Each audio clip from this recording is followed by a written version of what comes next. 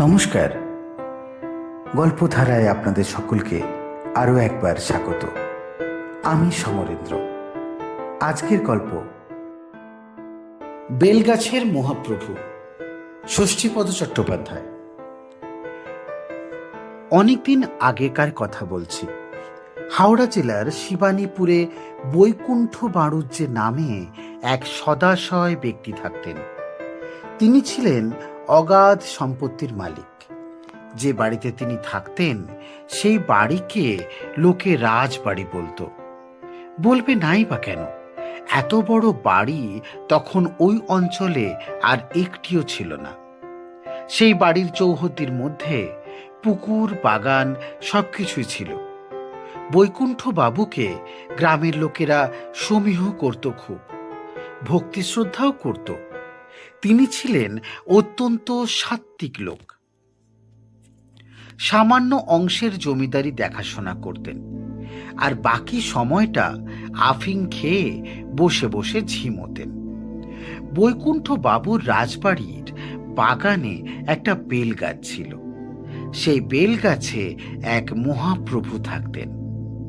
মহাপ্রভু বলতে কাকে বলছি তা নিশ্চয়ই বুঝতে পারছ। ব্রহ্মদত্তী। ঠিক দুপুর বেলায় অথবা ভর সন্ধে কিংবা ফিনফিনে জ্যোৎস্নার রাতে ভাগ্যবান লোকেরা কখনো সকনো তার দেখা পেত। যারা তাকে দেখত তারা বলতো তার নাকি টকটকে ফর্সা গায়ের রং, পরনে ধুতি, গলায় পৈতে, অনিন্দ সুন্দর চেহারা। যাই হোক, বেলগাছের এই মহাপ্রভুর সুনাম ছিল খুব। তিনি কখনো কারো অনিষ্ট করতেন না, কাউকে ভয় দেখাতেন না। শুধু কেউ কোনো অনাচার করলে তিনি বিনয়ের সঙ্গে বৈকুণ্ঠ বাবুর কাছে নালিশ জানাতেন। বৈকুণ্ঠ বাবুর 3 ছেলে, হেমন্ত, জয়ন্ত ও শ্রীমন্ত। তার ছোট ছেলে শ্রীমন্ত অকালে মারা গেলে তিনি খুবই আঘাত পেয়েছিলেন। তার উপর এদিকে যখন তার স্ত্রীও দেহ রক্ষা করলেন, তখন দারুণ ভেঙে পড়লেন তিনি। বছরখানেক বাদে শোকটা একটু সামলে নেওয়ার পর তিনি হেমন্ত ও জয়ন্তর বিয়ে দিয়ে নিশ্চিন্ত হলেন। হেমন্ত ও জয়ন্তর মধ্যে জয়ন্ত ছিল যেমন সৎ, সজ্জন ও বিনয়ী, হেমন্ত ছিল তেমনি উগ্র, বদমেজাজি ও উচ্ছৃঙ্খল। কাজেই হেমন্তকে নিয়ে বৈকুণ্ঠবাবুর দুশ্চিন্তার অন্ত ছিল না। এই হেমন্ত কিন্তু বেলগাছের ওই মহাপ্রভুকে সমীহ করত না একটুও।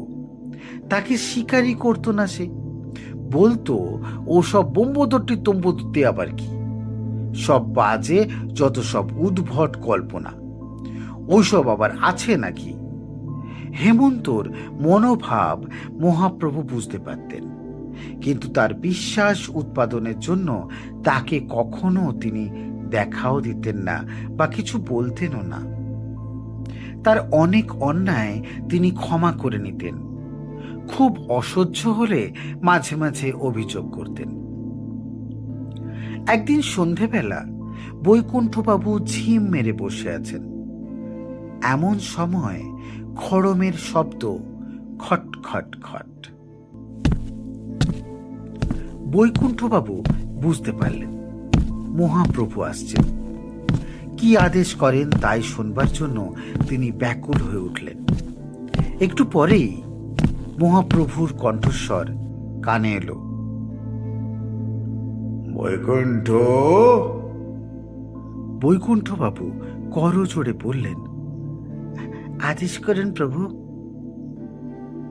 তোর বড় বেটাকে একটু সাবধান করে দিস, একেবারে উচ্ছন্নে যাচ্ছে ওটা। আপনাকে ক্ষমা করুন প্রভু, আমি শাসন করছি ওকে বলেই হেমন্তকে ডেকে পাঠালেন তিনি।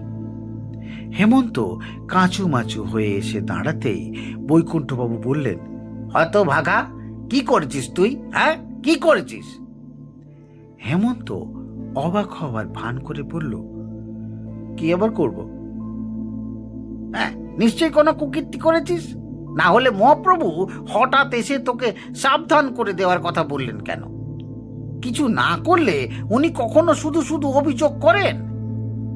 হেমন্ত রেগে বলল, কি করেছি না করেছি সে তোমার প্রভুই জানে, আমার তো কিছু মনে পড়ছে না। তাছাড়া ওসব প্রভু টভু আমি বিশ্বাস করি না।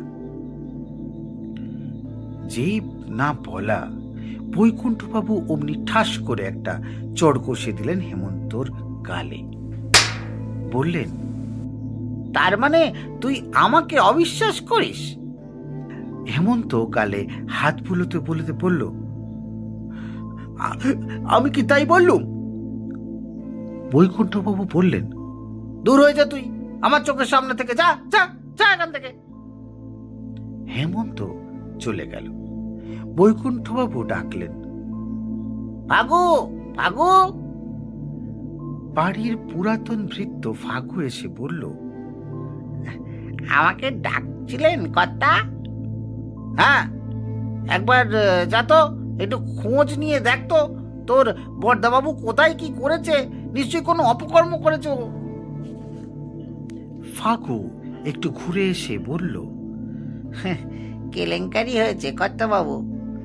বরদাবাবু আজ বন্ধু বান্ধব নিয়ে বাগানে মুরগি রেঁধে খেয়েছেন। সেই সব মুরগির পালক উড়ে মহাপ্রভুর বেলতলায় এসে নোংরা করে দিয়েছে।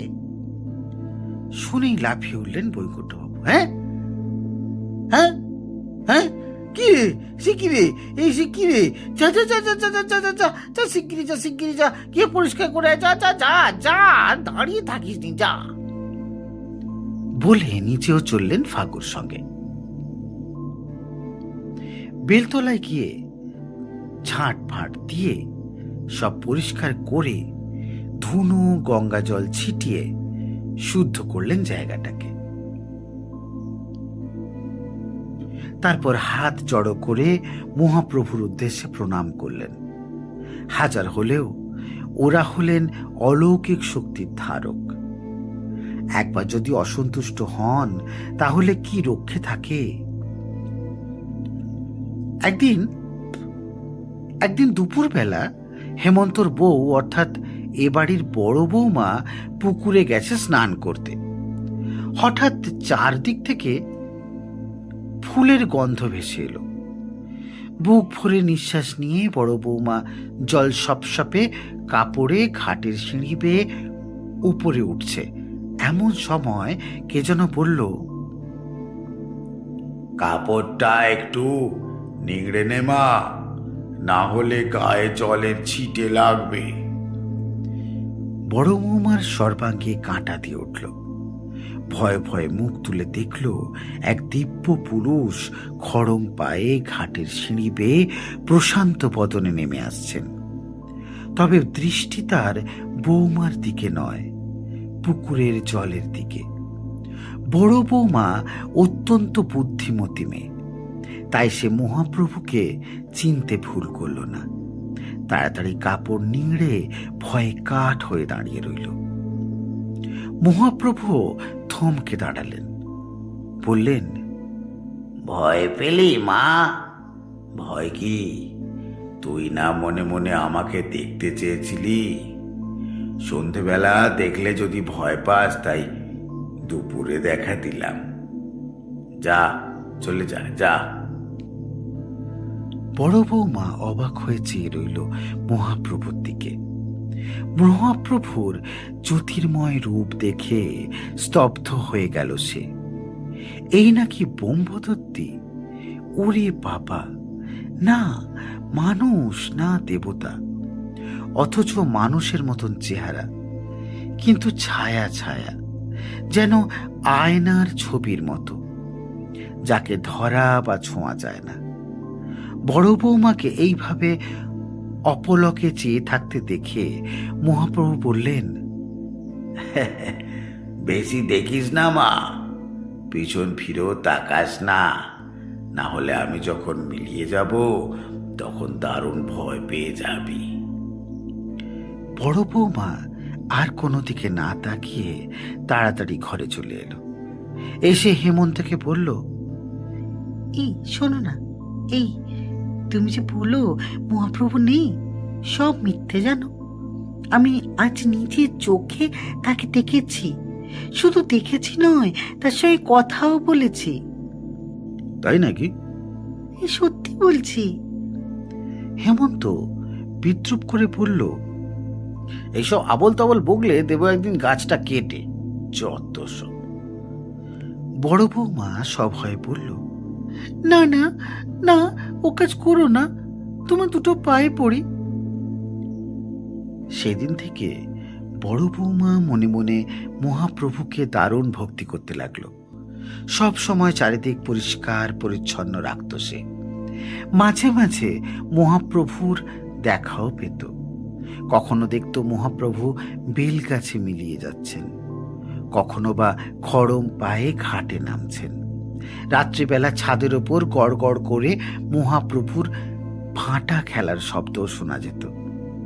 মনে হতো কে যেন ছাদের ওপর একটা লোহার বলকে বারবার গড়িয়ে দিচ্ছে।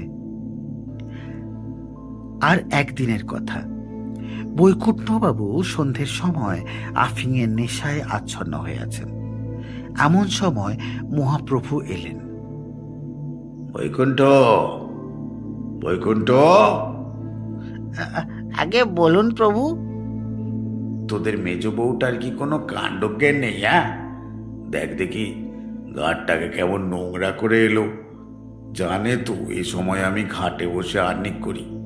যা, কাউকে বল একটু পরিষ্কার করে দিতে।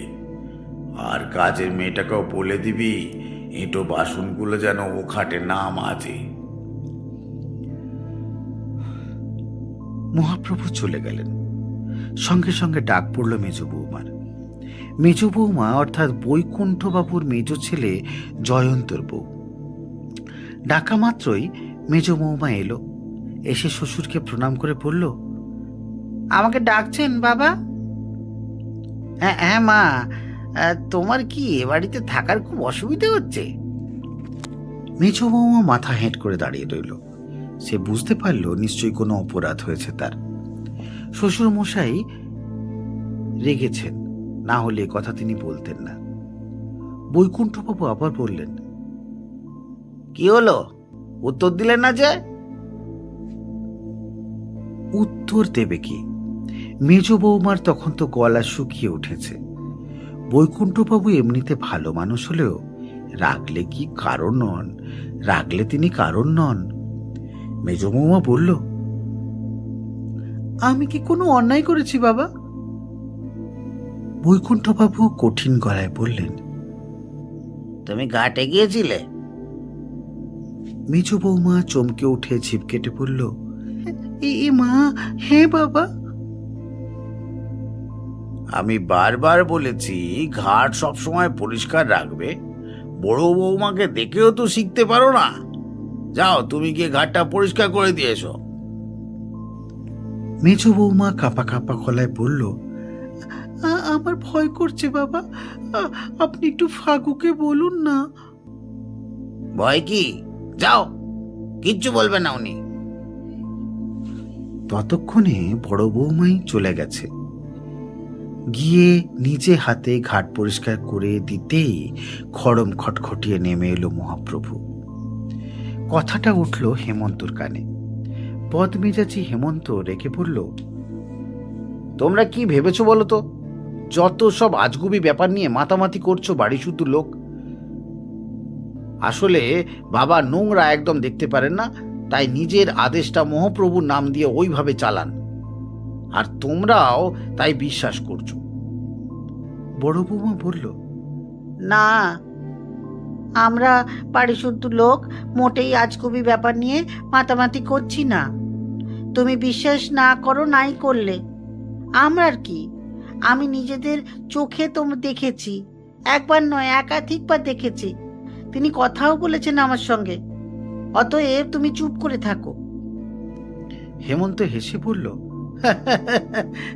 তিনি যদি আছেনই, তবে আমি যে এত অবিশ্বাস করি তা আমাকে একবার দেখা দিচ্ছেন না কেন? আমাকে দেখা দিলেই তো ল্যাটা চুকে যায়। কাজেই আমি যতদিন না দেখতে পাবো ততদিন বিশ্বাস করব না। বড় বৌমা আর কি করে, বাধ্য হয়েই নীরব হয়ে গেল। পরদিন খুব ভোরে ঘুম থেকে উঠে হেমন্ত ঠিক করলো কাউকে কিছু না জানিয়ে বাগানে গিয়ে চুপি চুপি বেলগাছটাকে কেটে ফেলবে। তাহলেই অবসান হবে সমস্ত বুজরুকির, আপদে শান্তি হবে। এই ভেবে একটা কুড়ুল নিয়ে সবার অলক্ষ্যে বাগানে গেল সে। আবছা আলো আঁধারে বেলগাছের তলায় হাজিরও হলো। তারপর যেই না দু চার কোপ দেওয়া, অমনি দেখতে পেল বেলগাছের ভেতর থেকে এক বিভৎস চেহারার উৎকট মূর্তি ভয়ঙ্কর রূপ ধারণ করে আবির্ভূত হলো। সেই অতি ভয়ঙ্করের কোনো তুলনাই হয় না। মূর্তিটা কখনো বড় হচ্ছে, কখনো ছোট হচ্ছে, কখনো আগুনে পোড়া ঝলসানো রূপ নিচ্ছে, কখনো গলিত শবের মতন হচ্ছে, কখনো বড় বড় দাঁত বার করে কামড়াতে আসছে, কখনো বা আগুনের গোলার মতন চোখ বার করছে, চোখ দুটো বলের মতন বড় হয়ে ঠেলে বেরিয়ে আসছে যেন। হেমন্তর রক্তের ভেতর দিয়ে একটা হিম স্রোত বয়ে গেল। হাতের কুড়ুল খসে পড়ল হাত থেকে, ঘাড় গুঁজে মাটিতে লুটিয়ে পড়ল সে, মুখ দিয়ে গ্যাঁজেলা উঠতে লাগলো। মহাপ্রভু কিন্তু আর কোনো ক্ষতি করলেন না। বৈকুণ্ঠবাবুকে ঠিক সময়ে দেখা দিয়ে বললেন, আমি এখান থেকে চলে যাচ্ছি বৈকুণ্ঠ। তোর বড় ছেলে বেলতলায় শুয়ে আছে, ওকে তুলে নিয়ে আয়। আমি ওকে ভয় দেখিয়েছি, যা শিগগিরই যা। বৈকুণ্ঠ বাড়ুজ্যের টুকরে কেঁদে উঠল। ওর অপরাধ আপনি ক্ষমা করুন প্রভু। কেন আপনি চলে যাবেন? আমি তো আপনার কোনো অমর্যাদা করিনি। তা করিসটি, তবে তোর ছেলে গাছটাকে এমনভাবে কুপিয়েছে, গাছটা হেলে পড়েছে একদিকে। একটু জোরে হাওয়া দিলেই পড়ে যাবে। ও গাছে কি করে থাকবো বল?